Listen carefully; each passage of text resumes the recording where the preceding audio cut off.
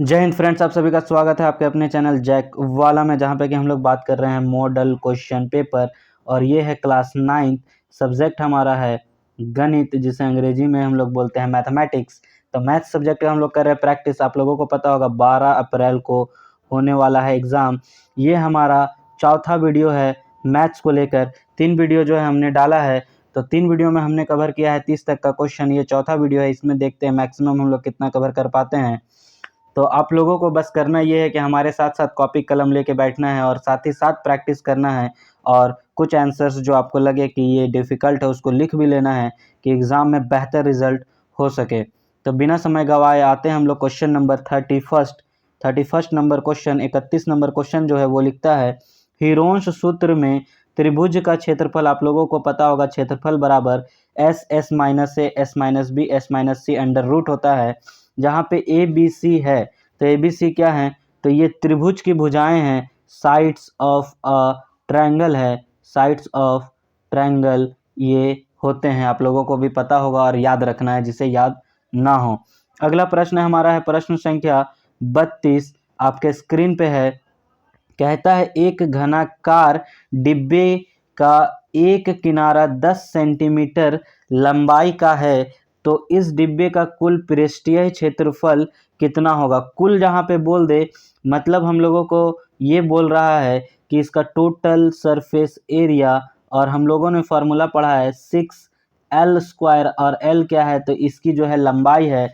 आपको पता है 10 का जब हम लोग स्क्वायर कर देंगे तो आएगा 6 इंटू 10 का स्क्वायर। 10 का स्क्वायर आप लोग सभी को पता होगा, तो 10 का हम लोग जब करते हैं स्क्वायर तो हो जाता है 100, और 6 में जैसे ही 100 को गुना करेंगे तो हो जाएगा 600। ऐसा ऑप्शन सी में दिख रहा है, तो इसका सही उत्तर हो जाएगा 600 सेंटीमीटर स्क्वायर। अगला प्रश्न हमारा है बेलन वाला, और ये है प्रश्न संख्या 33। कहता है बेलन का कुल पृष्ठीयता क्षेत्रफल क्या होगा, जहां आर बेलन की त्रिज्या, एच बेलन की ऊंचाई है। तो फार्मूला डायरेक्ट पूछा है, और आप लोगों को फार्मूला अगर याद हो तो होता है टोटल के लिए 2πr r प्लस एच, और इस तरह का फार्मूला हम लोगों को दिख रहा है ऑप्शन बी में। तो इसका सही उत्तर हो जाएगा ऑप्शन नंबर बी। इसी तरह फार्मूला से जुड़ा हुआ क्वेश्चन अगला भी है, मतलब इजी क्वेश्चंस आते हैं, आप लोगों को बस फार्मूला भी याद करके जाएं तो 5 नंबर कहीं नहीं है। आर त्रिज्या वाले गोले का आयतन, तो जब गोले का आयतन निकालते हैं मतलब वॉल्यूम निकालते हैं हम लोग स्फेयर का, तो उसका फार्मूला होता है एक्चुअली में 4/3πr³। ऐसा हम लोगों को कहीं पे नहीं दिख रहा है। अगर ये अर्ध गोला मतलब हेमी स्फेयर होता तो ये टिक करते, लेकिन ये अर्ध स्फेयर हेमी स्फेयर बोलिए नहीं है, तो ये टिक नहीं होगा। अब इसमें से जब ऑप्शन को एलिमिनेट करेंगे तो ये ऑप्शन सीधा हट जाएगा। हम लोग जैसे ही ऑप्शन डी का बात करते हैं तो ऑप्शन 4/3, लेकिन यहाँ 2r का क्यूब है तो ये हट गया, तो सीधा सीधा बचता है ऑप्शन सी। ये टिक कर देना है, होगा यही। और मैं आपको सॉल्व करके भी दिखाता हूँ ये कैसे है। तो आप लोगों को यहाँ दिख रहा है 1/6 पाई 2r का क्यूब जब करेंगे तो 2 का क्यूब हम लोगों को याद हो तो होता है 8, और r का क्यूब तो r का क्यूब हो जाएगा। अब जैसे ही हम लोग 6 और 8 को काटते हैं तो आप लोगों को भी पता होगा 6 का आधा हो गया 3, और 4 का आधा हो गया, ये 8 का आधा हो गया 4, तो ये हो गया 4/3 और यही तो मैंने बोला फार्मूला, इसलिए हमारा ऑप्शन सी जो है यहाँ पे करेक्ट हो जाएगा। अगला प्रश्न है प्रश्न संख्या 35, और 35 नंबर भी फिर फार्मूला से जुड़ा हुआ है। इसमें भी हम लोगों को सूत्र यूज करना है। उस लंब वृत्तीय शंकु का आयतन ज्ञात कीजिए जिसकी त्रिज्या 6 सेंटीमीटर और ऊंचाई 7 सेंटीमीटर है। तो फिर इसका आयतन का फार्मूला आपको याद होना चाहिए, जो कि होता है 1/3πr²h। अब यहाँ पे पाई में आंसर है तो पाई को हम लोग डालेंगे नहीं, 1/3 पाई को पाई रहने देंगे।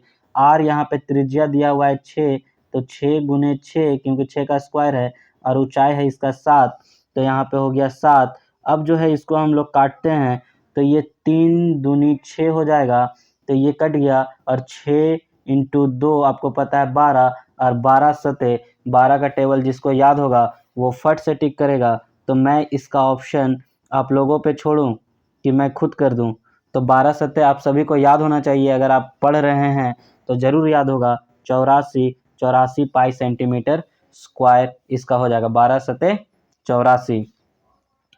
अब उसके बाद आते हैं 36 नंबर प्रश्न पे।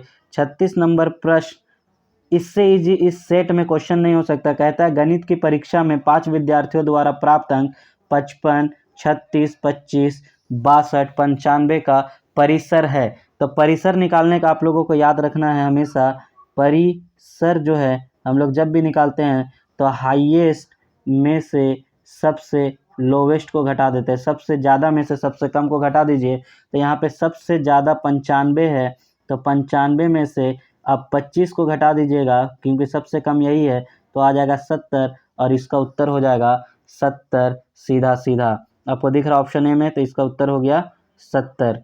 याद रखना है ये हाईएस्ट में से लोवेस्ट घटा के लिखते हैं।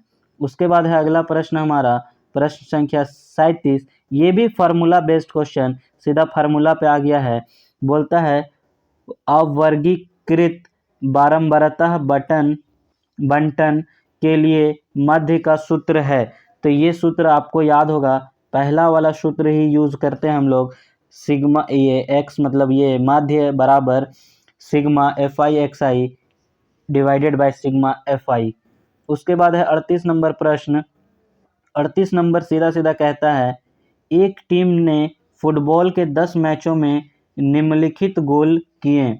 1 में 2 हुआ, 3 हुआ, 4, 5, 0, 1, 3, 3, 4, 3।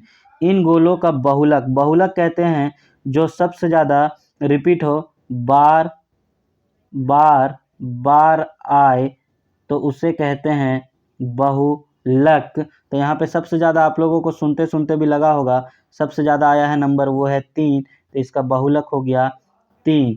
उसके बाद है प्रश्न संख्या हमारा 39, और प्रश्न संख्या 39 है किसी अभी प्रयोग की 2 घटना E1 और E2 है और इसके प्रति प्रियकता PE1 मतलब प्रोबेबिलिटी का बात कर रहा है और PE2 है, तो निम्न में से कौन सा सत्य है। तो आपको याद रखना है दोनों का जोड़ जो है वो 1 के बराबर होता है। कभी भी संभावना 100% से ज़्यादा नहीं हो सकती है, और 100% का मतलब है 1, 100% जो है वो 1 के बराबर है, तो संभावना उससे ज़्यादा नहीं, इसलिए इसका सही उत्तर हो जाएगा सी, जो मैंने गोल किया है, दोनों का जोड़ 1 के बराबर। अगला प्रश्न हमारा है प्रश्न संख्या 40, और प्रश्न संख्या 40 भी आपका प्रोबेबिलिटी संभावना प्रियकता